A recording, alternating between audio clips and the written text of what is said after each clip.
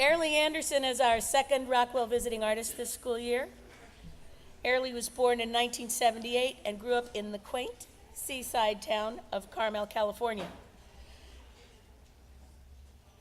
As a child, she loved drawing, playing with her pet rabbits, and going to the beach. She graduated from the Rhode Island School of Design in 2000 with a BFA in illustration. Ms. Anderson's lived in Rome, San Francisco, New York City, and currently resides near Princeton, New Jersey. Her book, Cows in the Kitchen, one of my personal favorites, won the 2008 Silver Practical Preschool Award.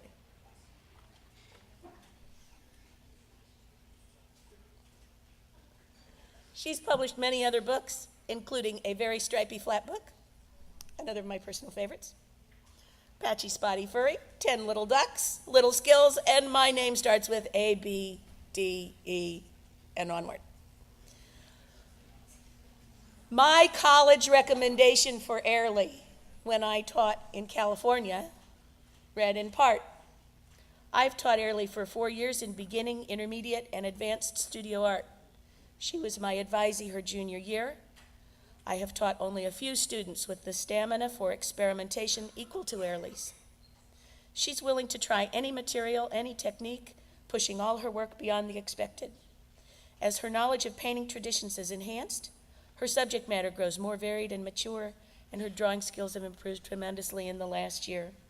She's clearly the leader of the AP Studio Art class, a highly competitive and ambitious group. Other students look to her for criticism of their work, and they pattern themselves after her. She has a marvelous sense of humor that allows her to get along with everyone in the school. Teachers always ask Airlie to lead or be involved with school projects and class presentations because she's able to bring out the best effort from any group. The entire staff of the yearbook voted to have her design the cover without the usual wrangling over exactly what would be on it, what colors would be used, etc. They just followed her ideas any day of the week. Airlie's a gift. I still feel that way. Would you please welcome Airlie Anderson?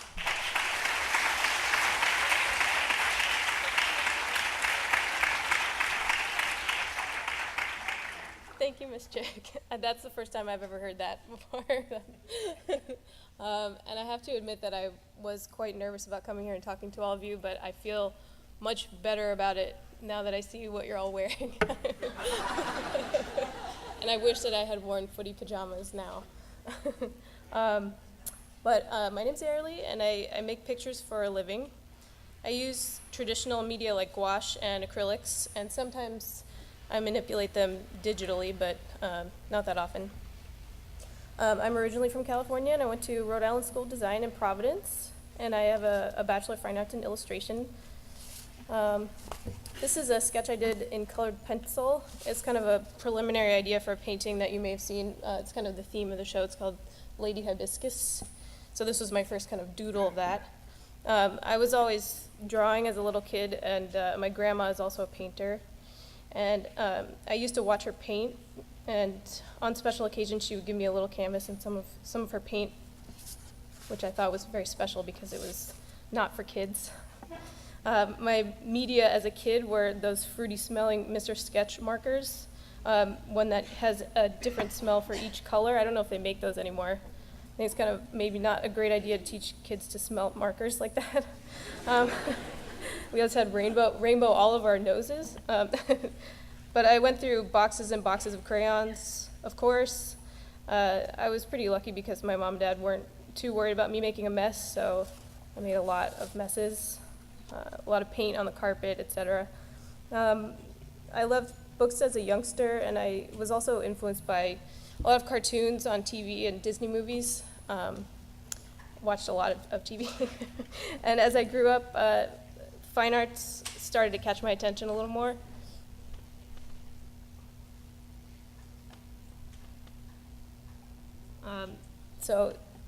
You can see this is a Diego Rivera painting, and there's something about the proportions of his work that I really love. Those huge sort of chunky lilies really appeal to me. It looks kind of like they're made out of stone or something. But I really love those.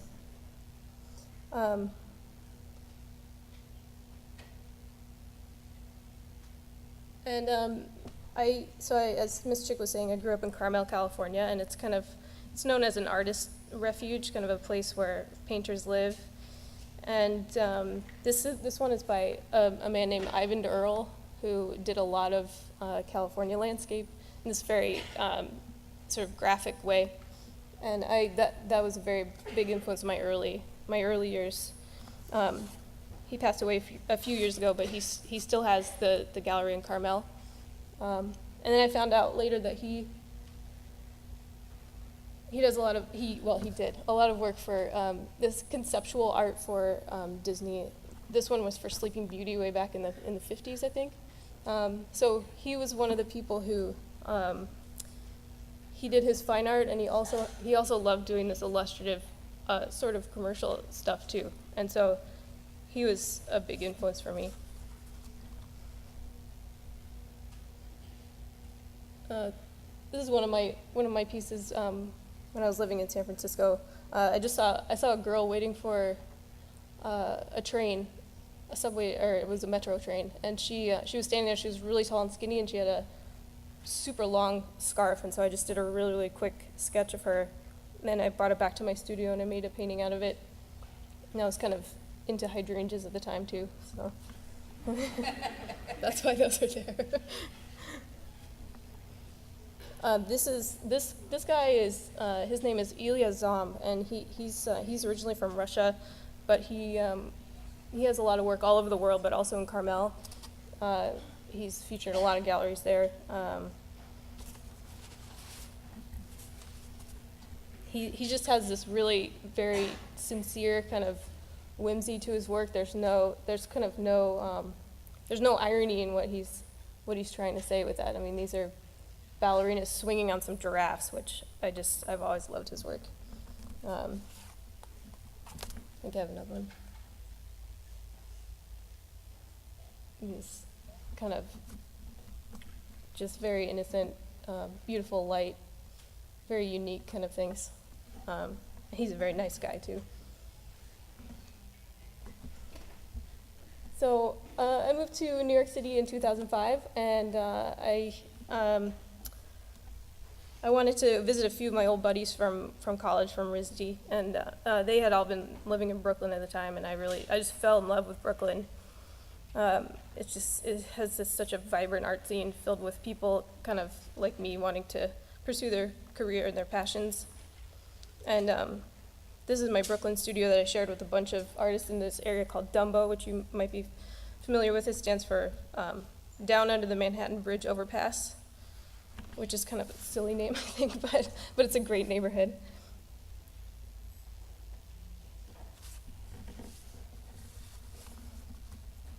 So there's another shot of my studio. We did a lot of open studios where people would come visit and maybe, hopefully buy what you were selling.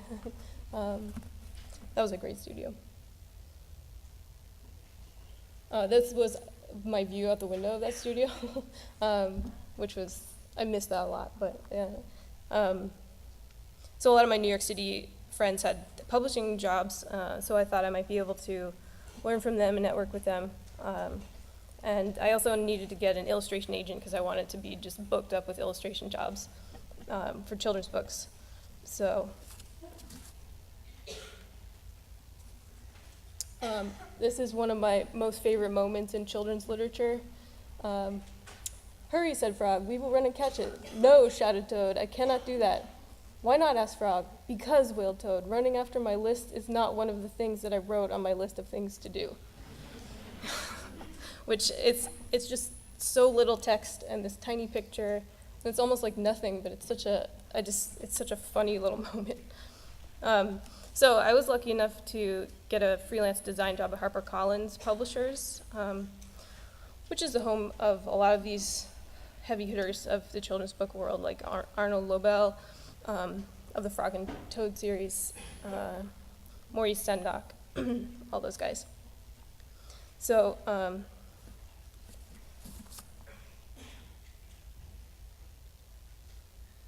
here's another good one from a Maurice Sendak that people not everyone talks about this book as much as Where the Wild Things Are, but this is from In the Night Kitchen, where Mickey makes a fully functional airplane out of dough, which is one of my favorites.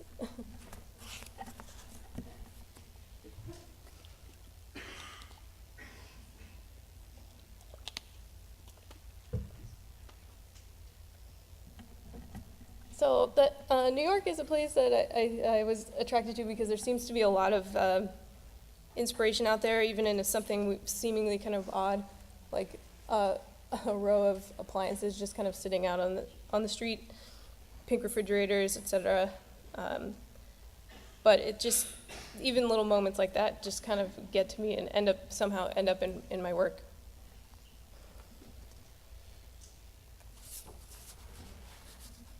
So this is also in Dumbo in Brooklyn. Just a little door that's painted for whatever reason. So New York provided me with a freelance job in publishing and also the agent that I had been looking for.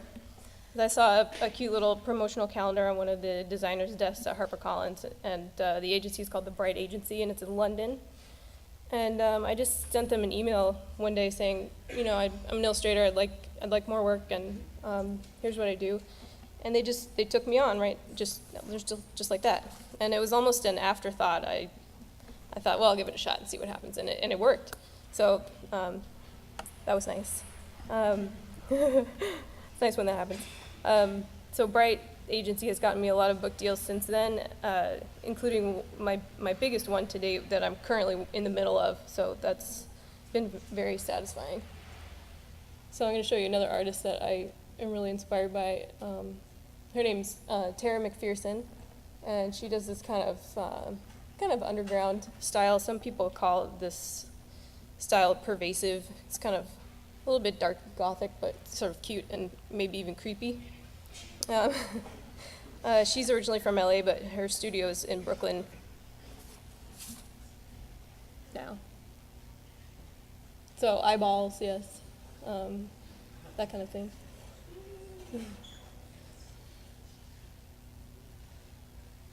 You know, I just love her work. Another guy who's in this sort of movement that people are calling pervasive, or some people call it lowbrow, although I don't really appreciate that. It's kind of started in LA and it's kind of moved all around the United States.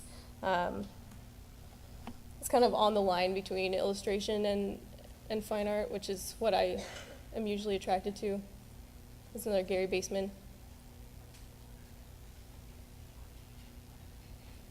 This is Mark Ryden, who a lot of people try to copy him, and nobody can do it. He's so good. He does the creepy sort of cute, but he's also a masterful oil painter. And I understand that Tim Burton is a big collector of his work.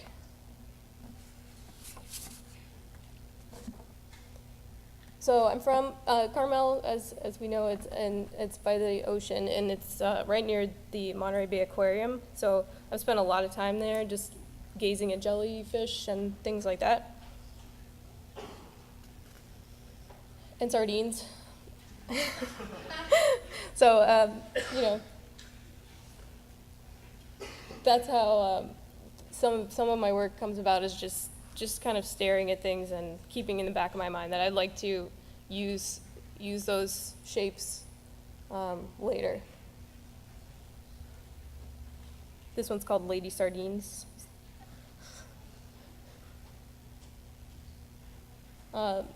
So this is one of my book signings.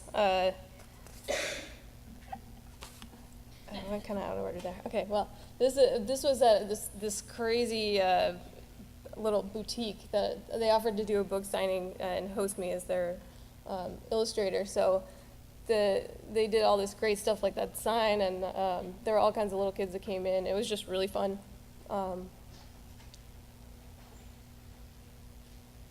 And the ladies who own the shop, they also sort of sew all these weird soft fabric sculptures that they put in there. It's kind of like a dream shop.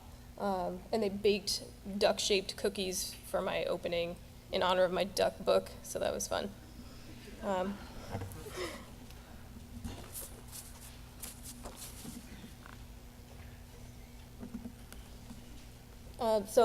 One of the things that happened was my husband is he's a chef. So a few years ago, he got invited to go down to Puerto Vallarta and be a private chef for 4 months. So I also got invited, so that was very nice, and it was really lucky that I was able to work from anywhere because I could just take my illustration work with me on my laptop, a little scanner, and just hung out in Puerto Vallarta while Mike was being a private chef.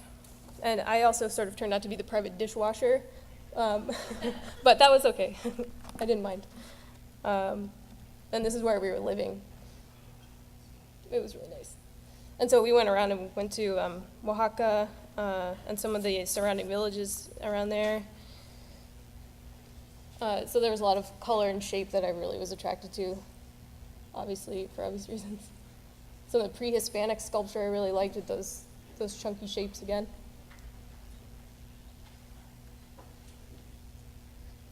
And just so much vibrant color there. So it sort of translated in different ways when I was in Mexico and I was painting on lots of found. This was a piece of wood that I found in the street, so I painted on that. This is another piece of wood that I found.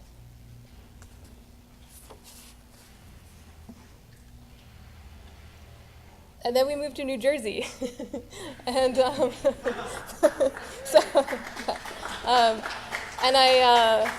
I got a studio in a converted storage unit. That was a great studio because it was very big. There was a lot of light in it, but it was really boring. There was nothing to do around in the surrounding area. So subsequently, I was really productive. It was a great studio for the time being, but I found that I needed a little more atmosphere to stay inspired. So I was working at home a little bit. So you'll notice the one on the right is the beginnings of the sardine painting that I showed earlier.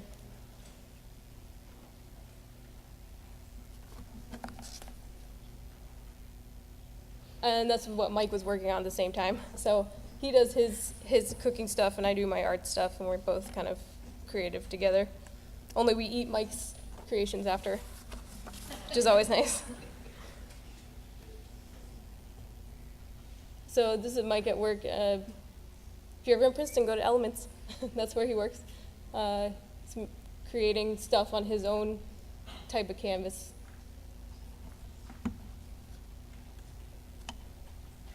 This is me in this is where I currently have my studio, which is in a barn right near our house.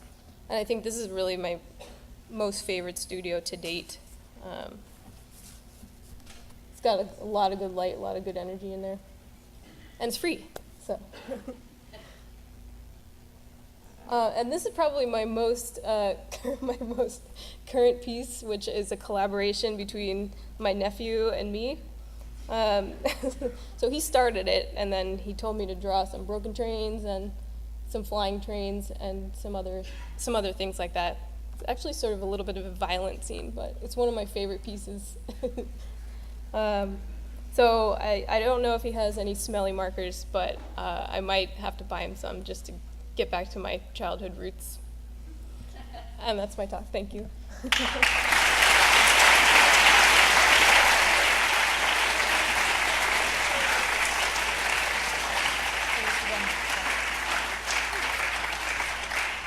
So I'll remind you that we have an opening tomorrow, 5 to 7. You may come in your big red regalia. It can't possibly be more interesting than this, can it? And Miss Eliza has an announcement for you before you go.